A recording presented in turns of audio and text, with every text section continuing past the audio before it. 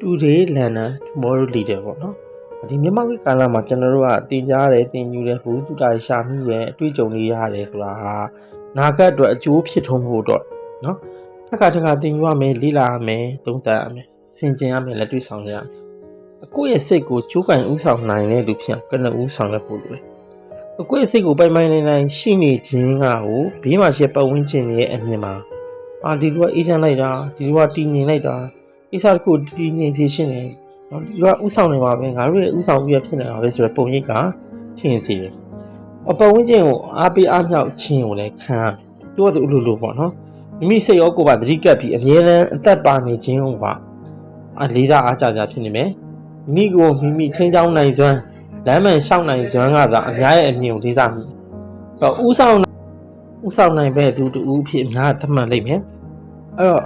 မိတ်ဆွေစိတ်ဆိုတဲ့ခက်ခဲတဲ့ဝါဒအတွေးဆိုတဲ့ခက်ခဲတဲ့ဝါဒတွေကိုဘေးနားမှာအချိန်ခါမလက်ဝတ်တော်ခါရနေပါစေသင်ဘဝမှာခေါင်းဆောင်ကောင်းတယောက်အောင်မြင်ကောင်းတယောက်ကြပါလိမ့်မယ်